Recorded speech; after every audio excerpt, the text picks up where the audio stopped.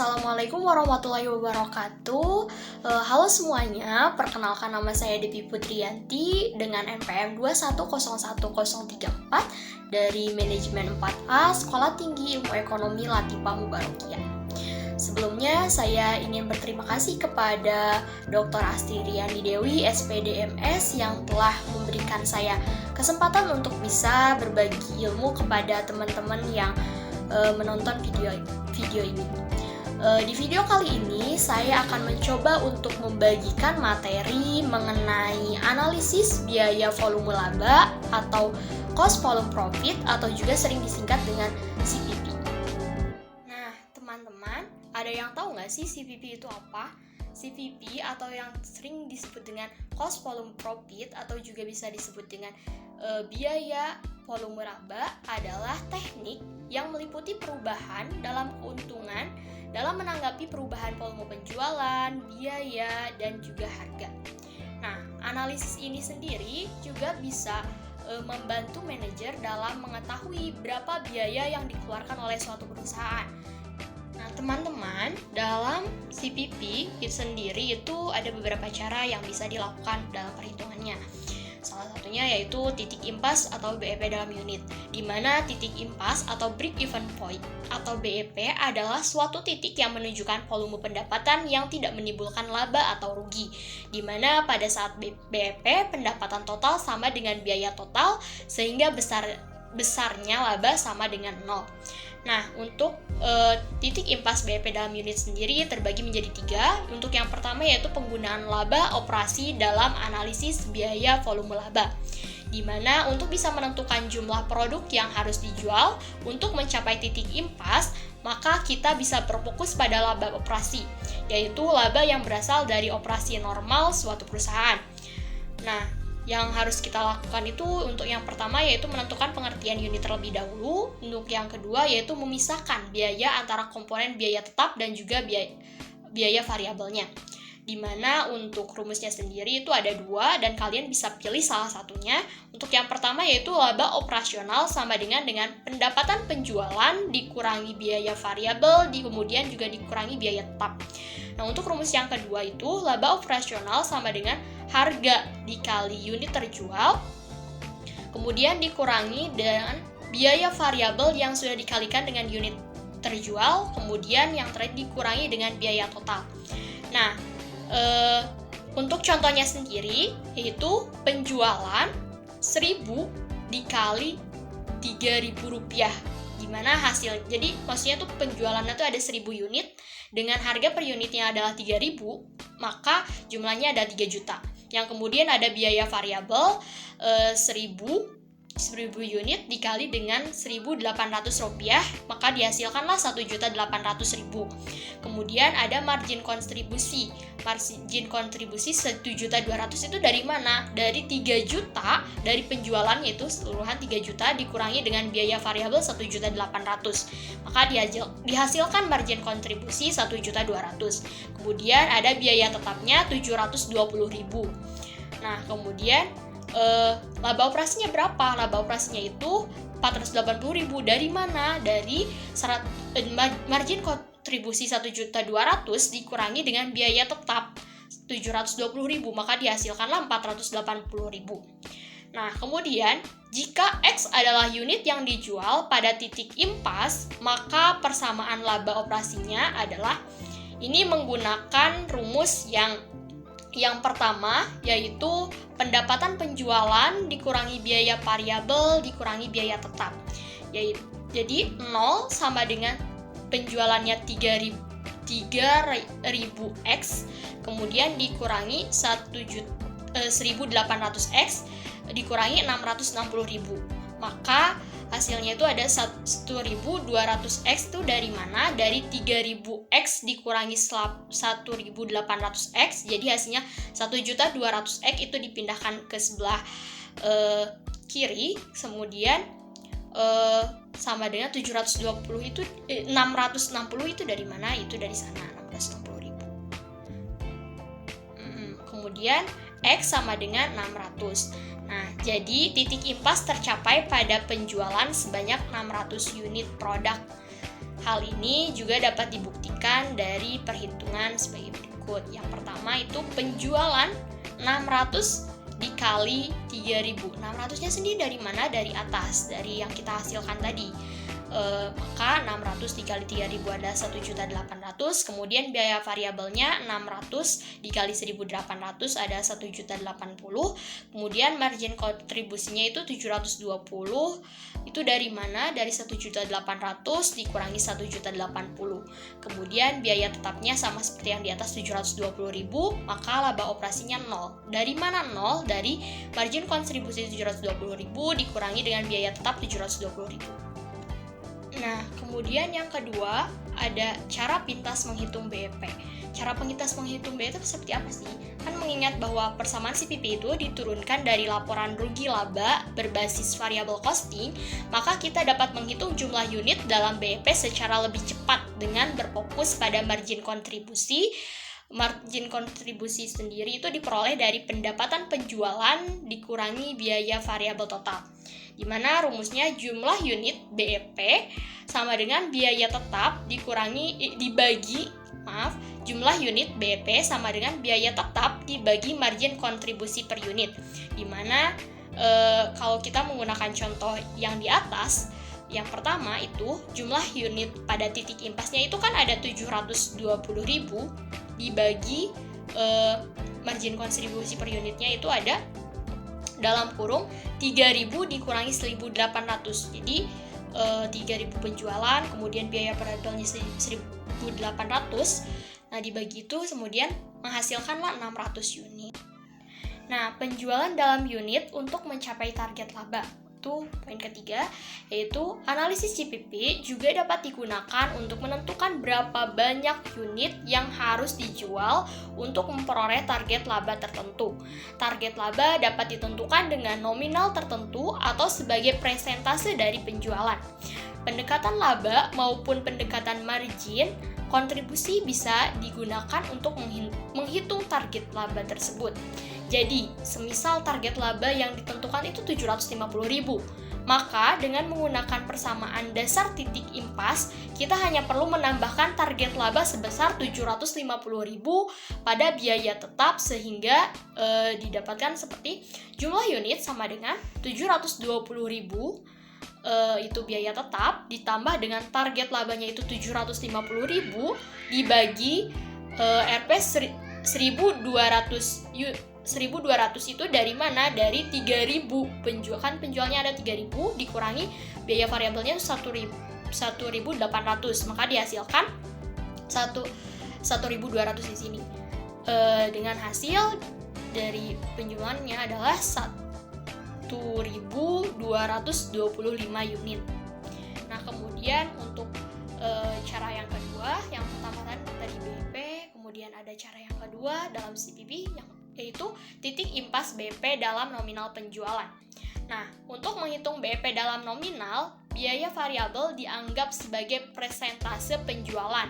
Namun, penjualan pada BEP juga dapat dihitung secara singkat dengan menggunakan rumus. Ada dua nih rumusnya. Yang pertama itu penjualan pada BEP sama dengan biaya tetap dikali dalam kurung harga atau margin kontribusi. Nah, ya untuk rumus kedua yaitu penjualan pada BEP sama dengan biaya tetap dibagi rasio margin kontribusi.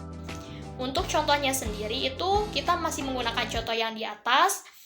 Yang pertama di awal tadi yaitu kan contoh di atas menunjukkan rasio margin kontribusinya itu 40%. Artinya dalam setiap Rp1.000 penjualan tersedia 0,40 rupiah yang dapat digunakan untuk menutup biaya tetap dan menghasilkan laba. Nah, titik impas akan dicapai pada penjualan yaitu Rp1.800.000, di mana titik impas sama dengan 720.000 dari biaya tetap dibagi tadi margin kontribusinya 0,40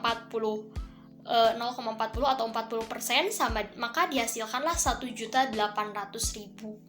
Nah, kemudian ada cara yang ketiga yaitu menggunakan representasi grafis dari hubungan CPP, di mana hubungan CPP juga dapat dianalisis dengan plot sumbu ganda, sumbu-sumbu horizontal mewakili volume penjualan, dan sumbu vertikal mewakili pendapatan penjualan, di mana garis pendapatan kotor dimulai dari 0 dan meningkat dengan kemiringan yang sama dengan harga jual per unit, di mana garis biaya total memotong sumbu vertikal pada titik yang sama dengan biaya tetap total dan meningkat dengan kemiringan yang sama dengan biaya variabel per unit.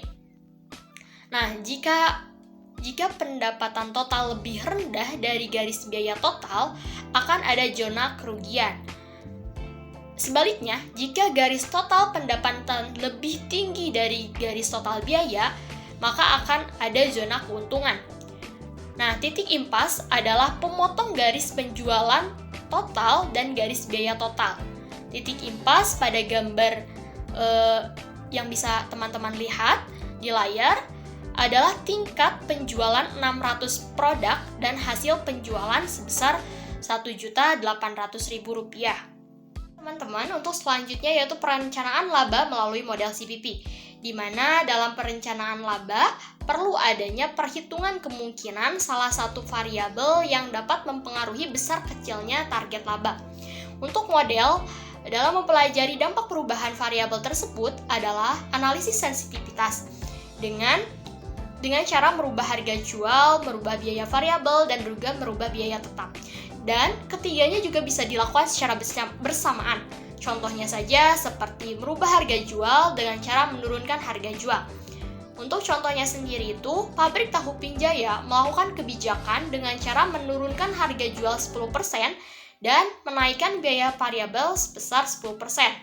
Maka dihasilkan, dapat teman-teman lihat di layar juga pada kolom, bahwa penjualan yang mula-mulanya 40.000, kemudian turun 10% menjadi 36.000, kemudian biaya variabelnya yang asalnya Rp24.963 menjadi Rp27.459, jadi naik 10%. Kemudian untuk margin kontribusinya itu dari penjualan dikurangi biaya variabel, untuk yang mula-mulanya itu Rp15.037 menjadi Rp8.541. Kemudian untuk biaya tetapnya sendiri itu ada Rp25.570.500 menjadi Rp25.958.550. Untuk target labanya sendiri itu sama, tetap 130 juta. Untuk titik impasnya itu dapat diperoleh jadi dari biaya tetap dibagi dengan margin kontribusi. Rp23.570.500 dibagi Rp15.037, maka dapat dihasilkan 1.568 papan tahu. Nah, untuk selanjutnya itu berubah menjadi Rp25.958.550 dibagi 8.541, dihasilkan 9.433 papan. Nah, titik impas pada target labanya kan tadi target labanya itu Rp130 juta. Maka 23.570.500 ditambah 130 juta, maka dihasilkan 153.570.500 dibagi dengan margin kontribusinya 15.037, maka dapat dihasilkan 10.213 papan tahu. Kemudian menjadi tadi kan biaya tetapnya tuh jadi 25.958.550. Nah, ditambah biaya atau target labanya itu kan sama ya, 130 juta. Ditambah itu menjadi 155.927.550 dibagi itu margin kontribusinya 8.541, maka dihasilkanlah 17.984 papan tahu. Nah, dari data di atas itu dapat kita lihat bahwa dengan menurunkan harga jual 10% dan menaikkan biaya variabel 10% dapat meningkatkan keuntungan pabrik tahu tersebut. Jadi, bisa disimpulkan bahwa perencanaan laba yang dilakukan dengan melakukan perubahan harga pada salah satu variabel dapat berpengaruh terhadap keuntungan suatu perusahaan. Nah, untuk selanjutnya ada analisis CPP dalam produk mix atau mix product. Nah, untuk analisis multi-product memerlukan asumsi yang berkaitan dengan kombinasi penjualan atau sales mix, yaitu bauran sebagai produk yang diproduksi atau dijual oleh perusahaan. Analisis multi-product dapat diubah menjadi analisis produk tunggal dengan menentukan bauran penjualan tertentu. Namun, untuk analisis CPP, kita harus menggunakan unit sales mix, di mana suatu perusahaan dapat memecahkan masalah multi-produk dengan mengubah menjadi satu produk, yaitu dengan menetapkan produk-produk tersebut sebagai satu paket. Gitu kan. Misalnya itu satu paket terdiri dari 3 produk A, misalnya 3 produk A dan 2 produk B, gitu kan. Jadi dipaketkan. Nah, untuk contohnya sendiri bisa teman-teman lihat di layar juga dalam kolom. Untuk keterangannya itu ada harga jual atau per unit, untuk produk A-nya 500 dan produk B-nya 500. Kemudian yang kedua biaya variabel per unitnya itu 400, produk A, produk B nggak ada. Kemudian margin kontribusinya itu RPS 100. Bauran penjualannya untuk produk A ada 3 produk, untuk produk B ada 2 produk. Nah, untuk margin kontribusi per paketnya itu ada Rp 300 rupiah, kemudian produk B-nya itu 400 rupiah, maka dihasilkan per unitnya itu 700 rupiah. 700 rupiah itu dari mana? Dari produk A 300 ditambah dengan produk B 400. Nah, untuk teman-teman yang nanyakan bahwa margin kontribusinya itu dari mana sih? Itu dari seperti yang dijelaskan pada kolomnya sendiri, itu dari 3 dikali 4. Jadi kayak poin ketiga dari margin kontribusi per unit dikali dengan bauran penjualan. Jadi kayak tadi kan di produk A ada margin kontribusinya tuh 100, terus bauran penjualannya itu ada 3, maka 100 dikali 3 jadi 300 seperti itu. Nah, paket titik impas, kemudian kita cari paket titik impas. Paket titik impas itu sama dengan biaya tetap total dibagi margin kontribusi per paket. Jadi itu 50, jadi biaya tetap total itu 57.400 dibagi margin kontribusi per paketnya itu 700. Jadi mendapatkan hasil 82 paket. Nah, teman-teman, untuk selanjutnya, untuk kolom berikutnya itu ada, untuk keterangannya itu penjualannya itu ada 246 dikali dengan harga jualnya tuh 500 rupiah. Kemudian ada yang selanjutnya tuh ada 164 dikali 800 rupiah. Jadi untuk produk A itu 246 dikali 500 hasilnya 123.000. Kemudian produk B itu dari 164 unit dikali 800 jadi 131.200. Maka totalnya itu produk A ditambah dengan produk B itu menghasilkan 254.200 rupiah. Nah, untuk kemudian biaya variabelnya sendiri itu 246 unit dikali 400 rupiah untuk produk A yaitu menjadi 98.400. Kemudian untuk produk B itu 164 unit dikali 600 menjadi 98.400. Nah, untuk totalnya itu totalnya dari produk A ditambah dengan produk B menghasilkan 196.800 rupiah.